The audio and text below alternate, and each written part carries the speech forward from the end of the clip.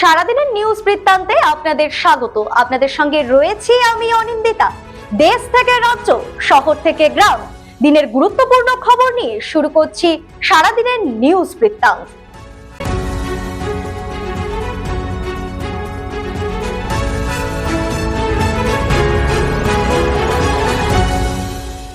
সারাদিনের নিউজ বৃত্তান্ত নিবেদন করছেন জুয়েলার্স, সোনা যা সর্বক্ষণের। Agnishwar jewellers, NS road, Raiganj. Shri Dhaka jewellers, আভিজাত্যের গয়না। ত্রিনয়নী জ্যোতিষ কার্যালয়, শ্যামপুর মোড়, দেবীনগর, রায়গঞ্জ।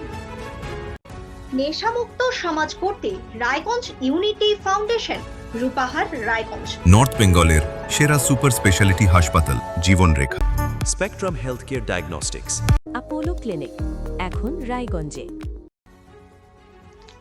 রায়গঞ্জের তৃণমূল নেতা নবেন্দু ঘোষের মৃত্যুর ঘটনায় নতুন মোড়।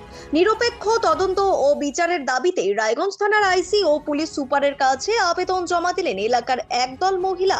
তাদের অভিযোগ, এই ঘটনায় নির্দোষ দুই যুবক শুভম পাল ও ছোট্টু সাহাকে মিথ্যা মামলায় ফাঁসানো হয়েছে। মহিলাদের দাবি, ঘটনার রাতে আহত নবেন্দুকে হাসপাতালে নিয়ে গিয়েছিলেন ওই দুই যুবকই। তাই গোটা ঘটনার পুনরায় নিরপেক্ষ তদন্ত ও দুই অভিযুক্তের মুক্তির দাবি তুলেছেন তারা। প্রধান শিক্ষক সংগঠনের উদ্যোগে নবনির্বাচিত বিধায়ক ও কৃতি ছাত্রছাত্রীদের সংবর্ধনা প্রদান।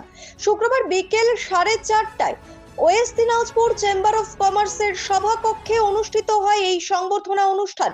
উপস্থিত ছিলেন কালিয়াগঞ্জ, হেমতাবাদ এবং করণদিঘি বিধানসভার বিধায়ক এবং সেই সঙ্গে মাধ্যমিকের কৃতি ছাত্রছাত্রীরা এবং শিক্ষক শিক্ষিকারা।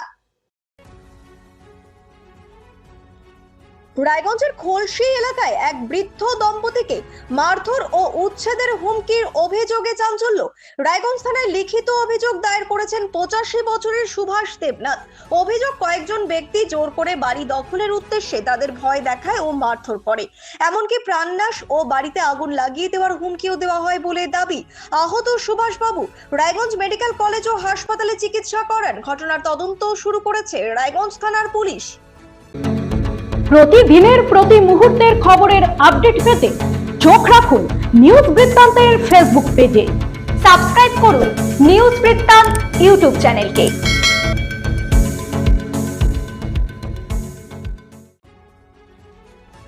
যুবশ্রী ভাতা নিয়ে এখনো স্পষ্ট অবস্থান জানায়নি রাজ্য সরকার। সেই দাবিতেই বৃহস্পতিবার জলপাইগুড়ি এমপ্লয়মেন্ট এক্সচেঞ্জ অফিসে ডেপুটেশন জমা দিল পশ্চিমবঙ্গ যুবশ্রী এমপ্লয়ি ব্যাংক কর্মী প্রার্থী সমিতি।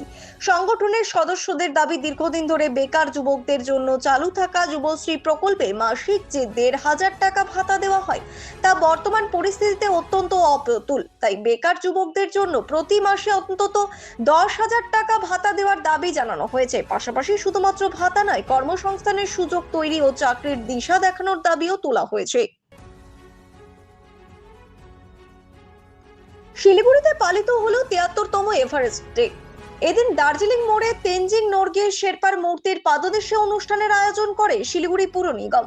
উপস্থিত থেকে তেনজিং নোরগের মূর্তিতে পুষ্পার্ঘ্য অর্পণ করেন মেয়র গৌতম দেব সহ বিশিষ্ট ব্যক্তিরা। তেনজিং নোরগের 112তম জন্ম জয়ন্তী উপলক্ষে প্রতি বছরের মতো এবারও যথাযোগ্য মর্যাদায় পালন করা হলো এভারেস্ট ডে।